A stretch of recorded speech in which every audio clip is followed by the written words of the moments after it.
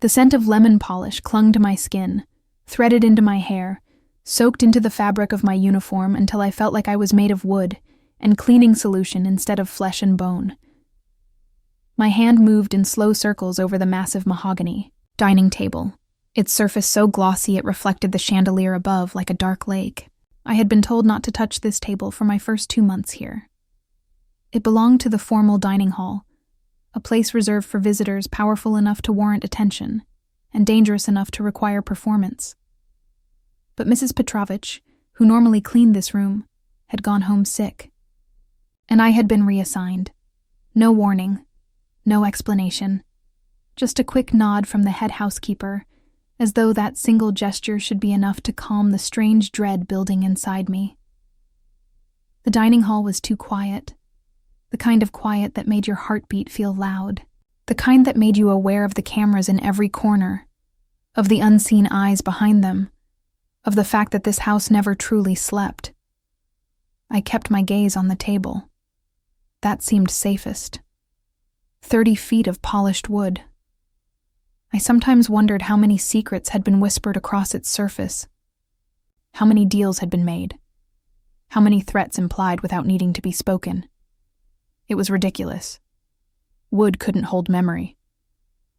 But as I wiped away fingerprints left by ghosts of people I'd never meet, I felt it watching me back. My hand paused. Just once. Just enough to breathe. And that was when I heard him, or rather, I didn't hear him. I felt him, the shift in the air, the faint awareness of another presence, a ripple through the silence like the moment just before thunder. You missed a spot.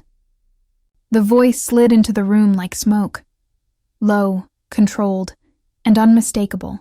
Victor Castellano. I didn't turn.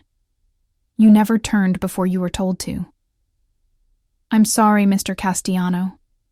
My voice sounded small even to me. I'll fix it. I resumed polishing, though my hand trembled enough that the cloth dragged unevenly. He moved closer. I didn't need to see him to know. The air changed when he entered a room, became heavier, more aware of itself. Like gravity adjusted. Stop. The word was quiet. But it halted me as surely as a hand around my wrist. Look at me when I speak to you, Olivia. My heart stuttered. He knew my name. Slowly, carefully, I turned. He stood only a few feet away, hands in his pockets, dark hair immaculate, shirt sleeves rolled just enough to reveal strong forearms marked with faint scars that were impossible not to notice. His expression was unreadable, but his eyes, deep, dark, consuming, held mine like they wanted to see through me. I forced myself not to flinch. First time cleaning this room? He asked. Not a question, really. Just confirmation of something he already knew. Yes, sir. He stepped closer. Just one measured pace. The kind of step meant to test what you would do. Fight, freeze, flee. I didn't move at all. Your stroke is uneven, he murmured, taking the cloth gently from my hand. His fingers brushed mine, warm against my cold skin. You polish wood in long passes, not circles. Circles leave residue. He demonstrated, slow and deliberate, then handed the cloth back. Try. I did. My movement steadier now because his gaze was an anchor and a storm at the same time. Better. A single word. But from him, it felt like a gold medal. His eyes lowered to my hands, raw, red, stiff from scrubbing chemicals day after day. His jaw tightened, not with disgust, but something harder to read. You work too hard, he said. I didn't know how to respond, so I said nothing.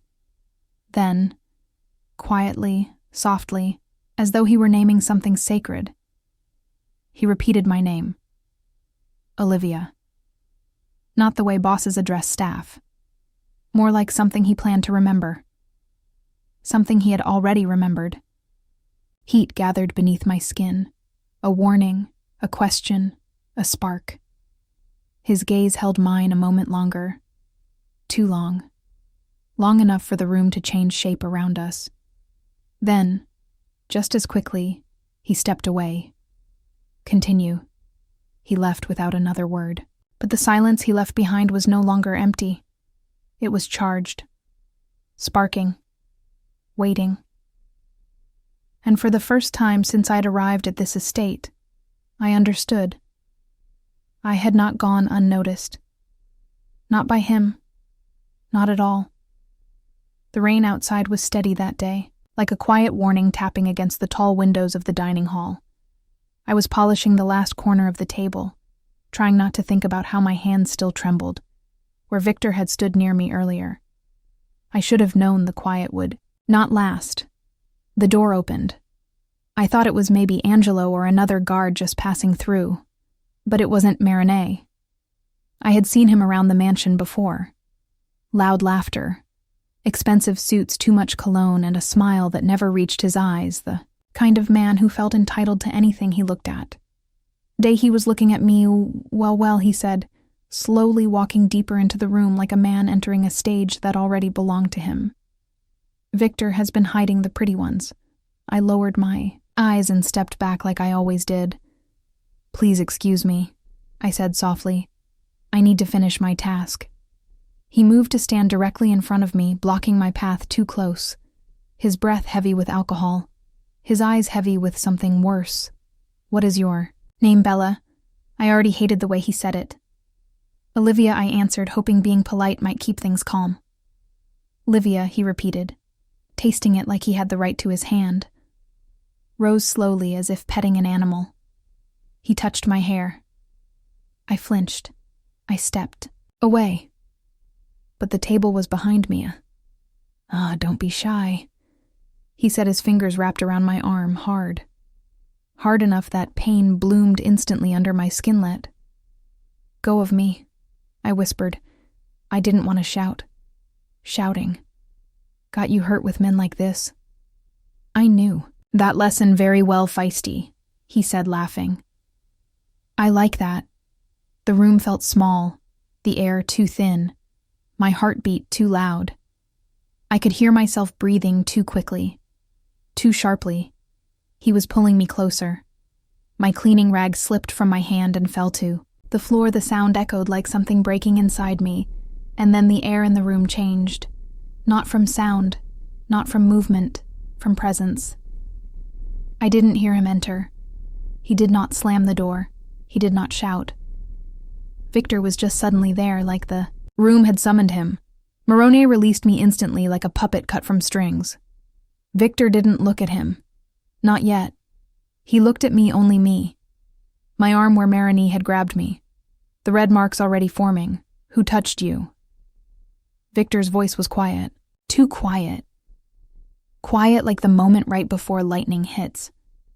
No one. I tried the panic in my voice. Obvious, I'm fine, I'm really... Who touched you? Each word slow, sharp, a blade sliding across air. Maroney cleared his throat.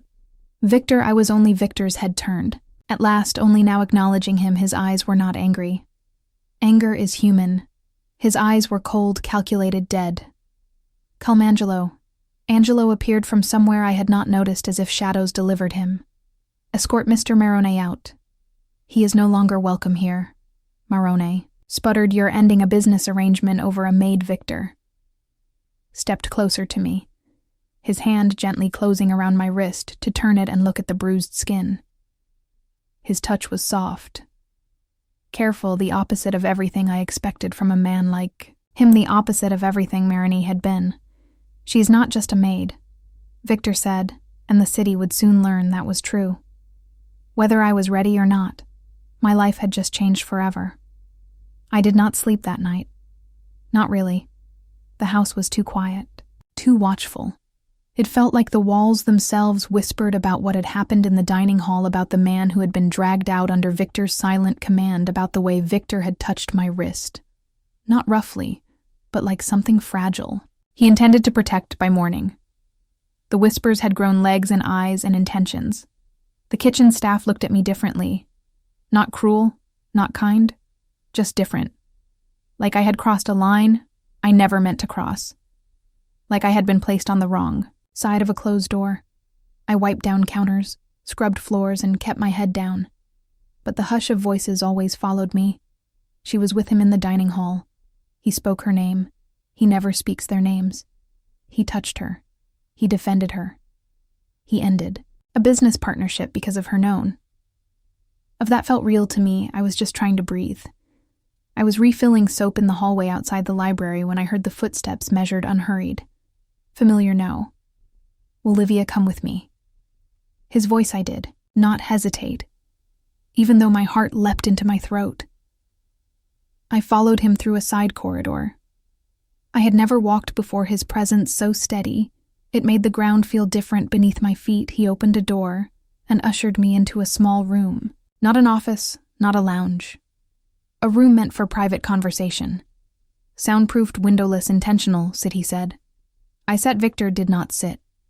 He stood across from me, hands behind his back, posture. Perfect eyes unreadable. Word travels quickly in this house, he said. You know this. I nodded. Yes. They think something happened yesterday that has not happened. I swallowed. I know. Victor stepped closer. Just enough that I could feel the warmth of him, but not enough to make me move away. I need you to understand. Something he said, his voice was lower now. Not cold. Not threatening, weighty. Careful when I told Angelo to remove Marinette. It was not because you are weak. It was because someone crossed a line in my house. A line no one crosses. Not with me. Not with mine. The word mine echoed in the quiet room. I did not know where to place it on my skin, in my chest, in the air. My throat tightened. I am not yours, I said softly, my voice steady, even though everything inside me was shaking. Victor nodded, slow, deliberate. You are not yet. The not yet struck me like a chord. I did not know I was capable of hearing. You are free, he continued. If you want to leave this house, say it. I will make it possible. No threats, no pressure, no debt. My breath left me, because it was the one thing no man had ever offered me before a choice. But then he added, if you stay, know that I will not allow anyone inside these walls or outside to harm you again. I looked up, really looked into eyes that had seen violence, that had survived it, that had chosen something different. And in that moment, something shifted inside me. Not love, not desire. Not yet, but trust, the first fragile seed of it growing in the place where fear had lived. I whispered, I will stay. And Victor did. Not smile. Victor did not touch me. He simply said, good, but the air between us was no longer the same. The invitation came in an envelope so thick, it looked carved, not folded gold. Seal heavy enough to weigh down the entire tray where it was placed. Mrs. Petrovich set it on the kitchen counter while the others pretended not to stare. Everyone knew what it meant, before anyone said a word.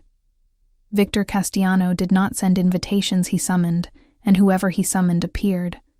I dried my hands slowly, the towel trembling slightly between my fingers.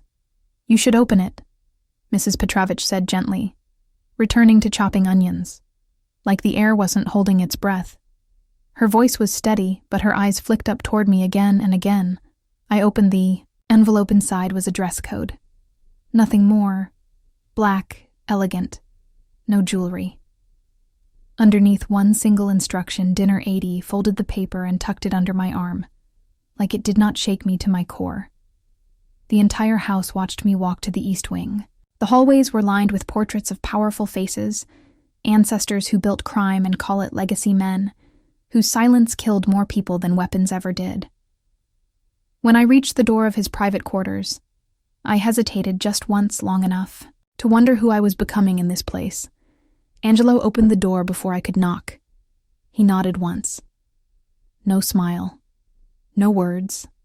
Just a gesture through a corridor I had never seen before. The dining room was smaller than I expected.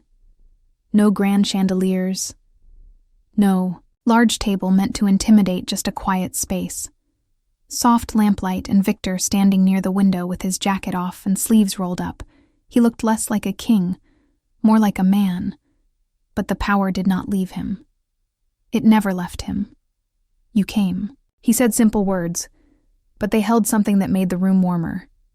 I sat where he gestured, my hands folding tightly in my lap to keep them from shaking. He poured wine, then paused, waited, looked at me. Do not drink, I said softly. Good, he poured water into my glass instead, as if it had been the plan all along. The food was already prepared, but neither of us touched it. The silence between us was not empty. It was full of everything unspoken. He finally spoke. Someone is looking for you, he said. Not a threat, a fact. A shadow in his tone, my chest tightened. I knew exactly who he meant. I could feel the memory of fingers, words, fear. I stared at the table at my reflection, faintly visible in the polished surface I left because of him. Said, my voice was barely above a whisper. Victor leaned forward. Not to intimidate me, but to meet me at the distance where my fear lived. Tell me. And I did not. Everything. Not the worst. But enough for him to understand the loneliness, the running, the nights spent praying. The sky would swallow me whole rather than let him find us. When I finished, my eyes were burning. But no tears fell. I had forgotten how to cry. Long ago. Victor exhaled slowly, a sound like someone accepting a vow. You are not running anymore, he said. I looked up, but he was not watching me. He was watching the doorway, like he already sensed something approaching. Someone had crossed the outer perimeter of the estate. Angelo appeared silent. Urgent Victor stood, his voice colder. Then winter-tight security from this moment. No movement without confirmation. She is under my protection. The word protection echoed inside me. And with it, a truth settled heavy, certain, unbreakable. My past had found me. But this time I was not alone. The night pressed against the windows like a living thing, thick and heavy, and waiting. The house did not sleep. Not anymore. Every hallway felt alert. Every shadow felt awake. Every guard moved with a hand near a weapon. Someone was searching for me. Someone who once owned my breath. My silence. My fear. I sat on the edge of the guest room bed, hands in my lap. The memory of his voice curled like smoke around my thoughts. And I hated that my body still remembered how to be afraid of him. The door opened quietly. Angelo stepped inside. He did not speak at first. He simply set a steaming mug of tea on the bedside table. Chamomile, gentle, kind. Victor asked that you drink this. Angelo said he did not ask if I was all right because he already knew I wasn't. I wrapped both hands around the cup. The warmth grounding me. Thank you, I managed to say. Angelo nodded once, then paused in the doorway. His voice was softer now. When Victor chooses to protect someone, there is nothing in this world that can get past him. Not man, not history, not fear. Then he left and the door closed with the same quiet care it had opened. But I could not drink the tea. My stomach was too full of dread. I remembered the last night before I ran the slammed door. The grip that left bruises, like fingerprints forever stamped into my skin. The sound of my child crying from the next room. The moment I realized if I stayed, I would die. And he would grow up learning that this was what love looked like. I stood and opened the curtains. The estate grounds were lit softly, path lights tracing long curves through the gardens. Guards stationed at invisible points, and near the fountain, standing as if the night itself made room for him, was Victory. Did not think my feet moved before fear could catch me. I stepped outside. The air was cold and sharp wind tugging at my hair. And Victor turned the moment the door opened, as if he already knew I was coming. He waited, still anchored, like nothing could move him unless he allowed it. I walked, until I stood in front of him, close enough to see the way the moonlight caught in his eyes. The person looking for me. I said, my voice thin but steady. He won't stop. Victor did not ask who, because he already knew. He had known since the moment he saw the shape of the fear in my eyes. He had known since the first time he said my name. Tell me what you need, he said, not what he wanted, not what he expected. What I needed. I tried to speak, but the words tangled my throat tight. My breath uneven, he stepped, closer, not touching me, only letting his presence steady mine. You survived him once, he said. You are not the weak one in this story. You are the one who got away. My breath broke just slightly, but it broke. My eyes lifted to his. He was not saving me. He was reminding me that I had already saved myself. I whispered, I am tired of being afraid. Victor nodded once. Then his voice lowered. Final absolute. Then we end it. Those words did not sound like a threat. They sounded like a promise. And the night held, its breath around us, because everything had just changed again. Dawn came slow and heavy, like the sky was unsure if morning should arrive at all. I woke before the sun. The tea from the night before still untouched on the bedside table. I had not slept. But the exhaustion felt distant, like something that no longer belonged to my body. A soft knock came on the door. Not rushed, not loud, measured, careful. Come in. My voice was barely sound. Angelo opened the door, but Victor stepped through Angelo, remained outside like a silent guard between me and the rest of the world. Victor wore no jacket, no armor of power, just a black shirt sleeves rolled up, hands, steady eyes, even steadier. We need to talk, he said, not in warning, but in understanding. I stood slowly.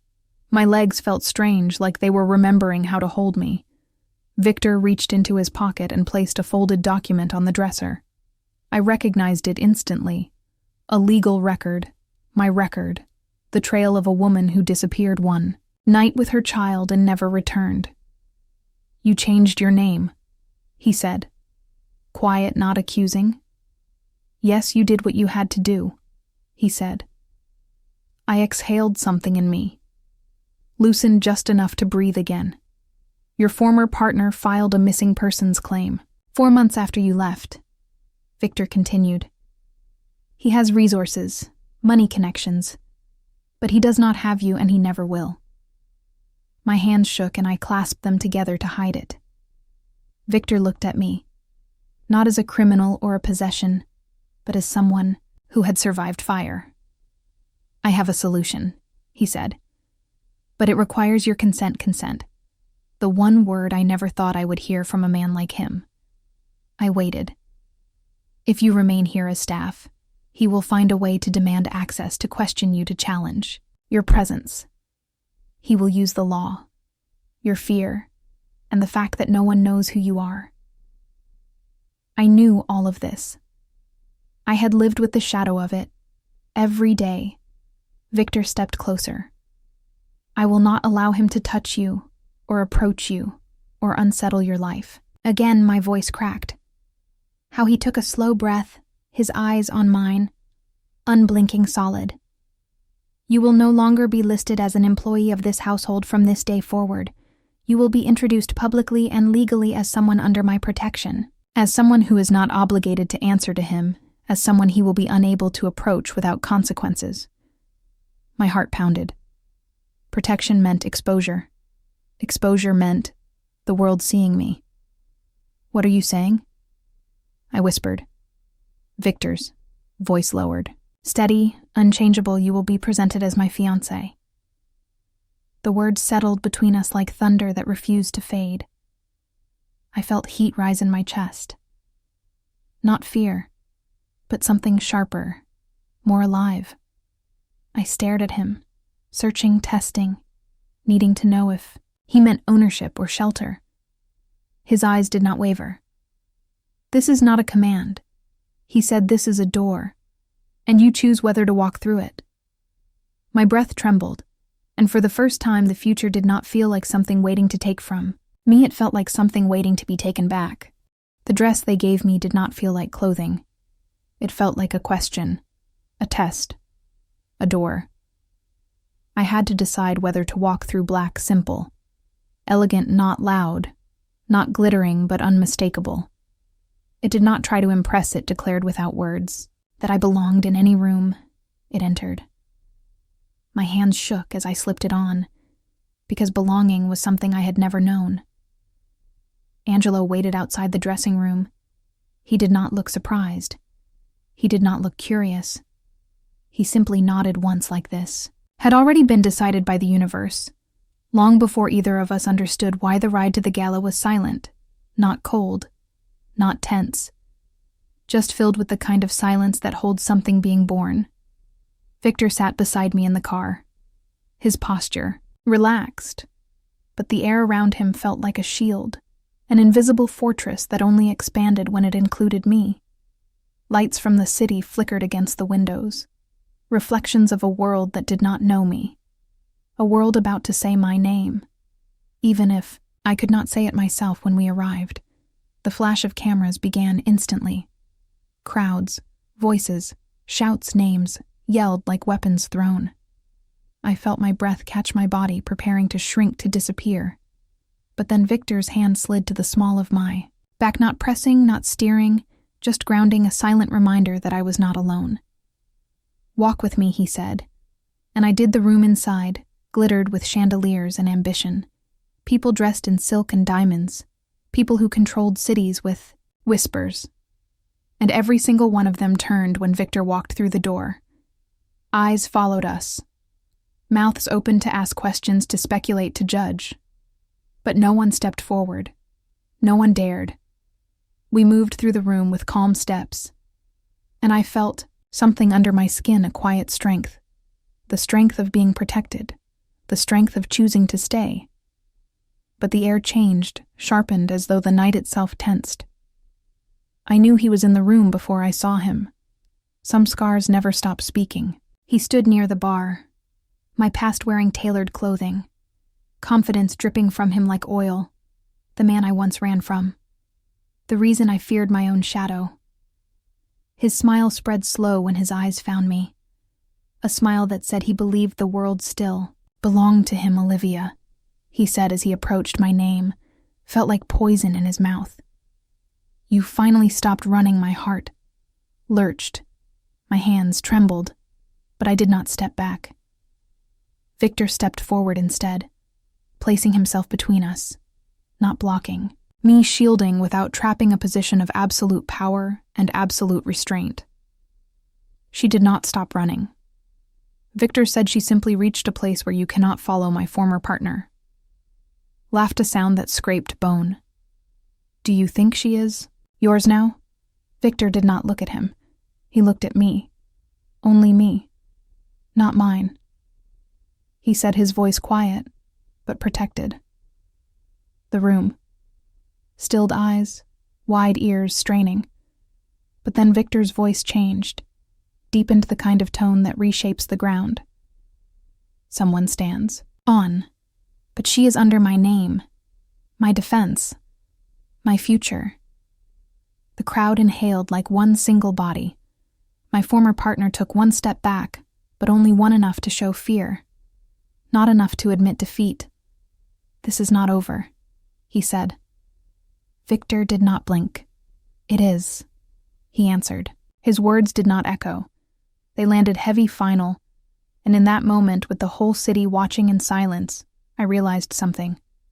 This was not a performance, not a game, not a display. Victor had not claimed me. He had chosen me, and the night changed. Because of it, the house was not quiet anymore.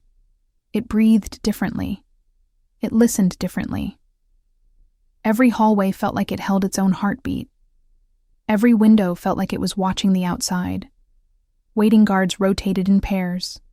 Security feeds flickered. Across monitors, the world had shifted in a single night because he saw me, because he spoke for me, because he said my name in front of those who believed they could own anything they touched. I tried to sleep, but sleep would not come. Fear had moved. Back in, not the fear of being hurt, but the fear of being found. I walked the corridor barefoot, the polished floors cold under my feet, the lights dimmed to soft amber to mimic dusk. Instead of night, the mansion was vast, but tonight it felt small, crowded by something unseen. When I reached the end of the north hallway, I heard it. Not footsteps, not voices. A click metal, Intentional, like someone testing a window lock, my skin prickled. I moved slowly, carefully breathing through my nose so air would not sound too loud. The sound came again outside the window. Someone was there, close, too close. My body froze, my past pressed its hand against my spine, whispering, "Run." But I could not move. And then a hand touched my shoulder. I inhaled sharply. My heart jumped to my throat, but the hand was steady, warm, anchored. Victor, he had been behind me close enough to see the moment fear claimed me, but not close enough to startle me. He knew how to approach, how to be present without overwhelming. His voice was quiet, low, a steady pulse in the darkness, where I pointed the window, barely able to form the word outside. "Someone is." Before I finished, Victor was already moving, not rushing, not panicking. Silent, calculated, like a predator who knew the ground better than the hunter trespassing on a Tangelo, appeared from the shadows as if called by thought. Alone, Victor murmured instructions low enough that I could not hear, but the meaning was clear. Contain, detain, no mistakes. Angelo nodded once, like this was not unexpected, like they had been preparing. Victor turned back to me, his face no longer the calm mask he wore in public. This face was sharper, warmer, dangerous in a way that did not frighten me at all. He cupped my cheek, his thumb brushing once, not to claim. But, to steady, he is escalating. Victor said, his eyes holding mine. He wants you afraid. He wants you to run again. My breath shook just enough to show I understood. I will not allow that. Victor continued. Not with walls. Not with guards, with me. The words did, not echo. They took root. A sound cracked outside in the garden. Fast steps. A shout, a struggle. I flinched. Victor's hand stayed exactly where it was. Not tightening, not dropping. Just staying. Then silence returned. Not peace, just an aftersound. Angelo came, back inside. His voice firm. Calm, we have him. Victor nodded. No questions, no praise, no hesitation. Get names, connections, why now, who else he is working with. Angelo left to carry out the command. Victor looked back at me, really looked, seeing the fear. The shaking under my ribs, the battle happening behind my eyes. You do not have to be brave right now, he said. My chest tightened. Finally, I felt tears. They burned hot and heavy. Victor stepped closer. Not touching, just being, and in his stillness, there was safety. Not the brittle kind. Not the kind that breaks when someone raises their voice. But safety that stands, that chooses you, that does not leave, I whispered. He won't stop. Victor answered. Neither will I. Morning came without light. The sky outside, the windows was gray, like smoke. Like the world was holding its breath. The house did not move. The way houses move after a night of chaos. It moved with purpose, with awareness, with preparation. The intruder had been caught locked in one of the lower rooms that only Victor and Angelo had keys to. No one said what would happen next. No one needed to. I sat in the small library, hands wrapped around a cup of warm tea that I could not drink. The books around me towered like silent witnesses, and in the quiet, I could feel the truth settling over me. This was not a temporary shelter anymore, and I was not a forgotten shadow, living in the corners of someone else's life. This was becoming something real. Footsteps approached, measured and steady. There was never any question who it was. Victor entered the room and closed the door behind him. Not softly, not loudly. Just final, he crossed the room and sat across from me. Not beside me, not distant, a space where we could see each other clearly. He spoke first. The intruder was hired not by your former partner, but by his brother. The words sank slow, like heavy stones dropped into deep water. My heartbeat stuttered. I did not know he had help. I whispered. He has many, Victor replied, but he does not have loyalty. Only fear, and fear cracks. His gaze was steady, not gentle, not harsh. Steady like a hand on a storming ship. I nodded even though the room felt like it was tilting. Victor watched me carefully, He always watched me like that, not to see. If I obeyed but to see if I could stand, I set the cup down. My hands shook, not with fear, with something else, the slow and terrible return of myself. I looked at him. Really looked. You think we can win? I said. Victor leaned forward, elbows resting on his knees, his voice calm and unwavering. I do not think I know the words should have sounded arrogant. They did not. They sounded like gravity. You have survived worse than him. Victor continued. You survived his silence, his control, his cruelty. You carried a child away from hell and built a life out of ashes that is strength. Men like him will never understand. My breath broke. I had never heard my life spoken like that. Not as tragedy, but as proof that I lived. Victor stood and walked toward me slowly, giving me time to step back if I needed to. I did not move. He reached out his hand, touching my face with the kind of tenderness that could shatter stone. I will not take from you, he said. I will not own you. I will not cage you. His thumb brushed my cheek, a touch so light it felt like remembering warmth. But I will stand with you. I will fight with you. And if you choose me, I will build a life with you that no one will ever take from you again. The words were not a confession. They were a vow. My throat tightened, my voice a thin thread. I am tired of being afraid alone. Victor's gaze did not waver. Then you will not be. He leaned forward and our foreheads touched. No rush. No hunger, just a quiet, breaking becoming. The house was silent around us, but something inside me was roaring awake. Not fear, not survival. Something stronger than both trust and the beginning of love. The sky over the city was heavy, like it knew what was coming. The air tasted like electricity, the kind that arrives before storms or change or truth. The ballroom was filled long before we arrived. The richest men, the most dangerous men, the ones who controlled streets and laws and empires. They all came because Victor called. And when Victor called, the city listened. Angelo drove us in silence. My hands rested in my lap, steady. For the first time since I left my old life, I was not fearless, but I was no longer alone. The car door opened and flashes exploded. Voices rose, shouted questions. Names, rumors, accusations. Victor stepped out first. Every camera followed him. Every breath. Waited on his movement. Then he reached back for me.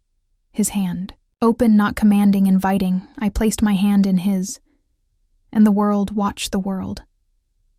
Learned, we walked through the crowd, through the doors, into the light of the ballroom. And there, standing near the center, was him. My past. My shadow. My fear, the man who believed I belonged to him. His eyes narrowed when he saw me at Victor's side. Not frightened. Not shocked. Furious, like power had slipped from his hand, and he could not understand why he stepped forward, ready to speak, ready to claim, ready to take. But Victor moved first. He did not raise his voice. He did not threaten. He simply spoke, and the room stopped breathing. You searched for her. You chased her. You hunted her. His tone was calm like winter. She chose to leave you, my former partner. Laughed a broken sound. You think this is choice. She is scared, she is hiding behind you. Victor shook his head once. No, she is standing beside me, and that was true. My feet did not move. My voice did not break. Then Victor turned. Not to the man, but to the room, to the city. This is Olivia. He said, not my maid, not my property, not a rumor, not a secret. The crowd leaned forward. Every heart pulled into the gravity of the moment. Every camera focused. She is the woman I choose, the woman I protect, the woman who stands with me by her decision, not mine. My breath trembled. My chest almost broke. Victor looked back at the man who once owned my fear. Touch her approach. Her speak her name without her permission. and you will not have a city left. To hide in the room erupted not with noise, but with silence so deep it was louder than sound. My former partner stepped back once, twice, and in that moment, I saw the truth. He was small. He had always been small. I had simply been too hurt to see. The world did not end. It shifted. Victor turned to me, and in the quiet center of the storm, he spoke only to me. You choose what happens next. I breathed fully, completely for the first time in years. I reached for his hand, not because I needed saving, but because I wanted a future. And Victor, for the first time, smiled. We left the ballroom together, the city still watching the whispers, already spreading the truth, already rewriting itself. And as we crossed the threshold into the night air, I understood. I had not been claimed. I had not been kept. I had not been taken. I had been seen. And I had chosen our story did not end there. Our story began there in the moment. I finally realized I was not running anymore. I was home.